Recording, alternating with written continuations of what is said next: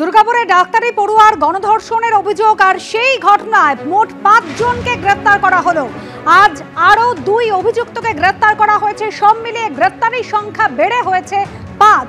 সরাসরি চলে যাবো আমাদের প্রতিনিধি মনোজ বন্দ্যোপাধ্যায় রয়েছেন আমাদের সঙ্গে। মনোজ, গতকাল ৩ জনকে গ্রেফতার করা হয়েছিল, বাকি ২ জনের খোঁজ চালাচ্ছিল পুলিশ। আজ আরো ২ জনকে গ্রেফতার, অর্থাৎ সেদিন যারা অভিযুক্ত ছিল, যারা ঘটনাস্থলে ছিল, তাতে সবাই গ্রেফতার হলো।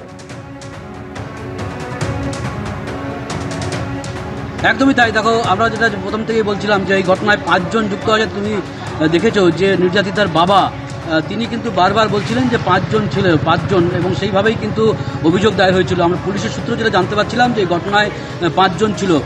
গতকাল দেখেছিলাম ৩ জনকে গ্রেপ্তার করে তাদেরকে এই দুর্গাপুর, আমরা রয়েছি দুর্গাপুর মহকুমা আদালতে, এখানে তোলা হয়েছিল এবং 10 দিন নিজেদের হেফাজতে নেওয়ার জন্য আবেদন করেছিল পুলিশ।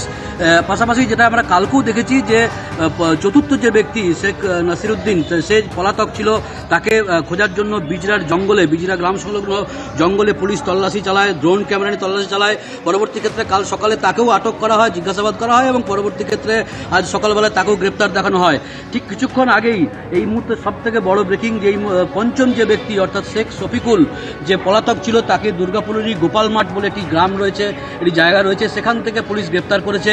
এই মুহূর্তে পুলিশ জানাচ্ছে যে কোনো আত্মীয়ের বাড়িতে সে লুকিয়েছিল দুর্গাপুরের গোপাল মাঠে, এবং সেখান থেকে শেখ শফিকুল, পঞ্চম যে ব্যক্তি এই ঘটনায় অভিযুক্ত, তাকে পুলিশ গ্রেপ্তার করেছে। এবং এই শেখ নাসিরউদ্দিন এবং শেখ শফিকুল, তাদেরকে কিছুক্ষণের মধ্যেই এই দুর্গাপুর মহকুমা আদালতে তোলা হবে, এমনটাই পুলিশ সূত্রে বলা হচ্ছে। তাদেরকে মেডিকেল করাতে নিয়ে যাওয়া হয়েছে। এই দুজনকেই আজকে এখানে তোলা হবে এবং তাদেরকেও ওই গতকালের যে 3 জনকে যেরকম রিমান্ড নেওয়া হয়েছিল, এই দুজনকেও পুলিশ নিজেদের হেফাজতে নেবে এবং 5 জনকে একসাথে নিয়ে জিজ্ঞাসাবাদ চালাবে এবং প্রয়োজনে ঘটনাস্থলে নিয়ে যাবে, সেখানে রিকনস্ট্রাকশন করা হবে এবং নির্যাতিতার যে সহপাঠী, যে বয়ান দিয়েছিল, সেই বয়ানের সঙ্গে এই 5 জন অভিযুক্তের বয়ান খতিয়ে দেখা হবে। সব দিক খতিয়ে দেখেই পুলিশ সব রকমভাবে তদন্তকে এগিয়ে নিয়ে যাবে, এমনটাই পুলিশ সূত্রে বলা হচ্ছে। মনোজ, তুমি আমাদের সঙ্গে থাকো। আজ আরো 2 জনকে গ্রেফতার করা হলো, অর্থাৎ গ্রেফতারির সংখ্যা বেড়ে হলো 5। ধৃত শেখ নাসিরউদ্দিন এবং কিছুক্ষণ আগেই শেখ শফিকুল শেখ, তাকে গ্রেফতার করা হয়েছে। ধৃত নাসিরউদ্দিন, তার বাড়ি আইকিউ সিটি মেডিকেল কলেজের একেবারেই পাশে।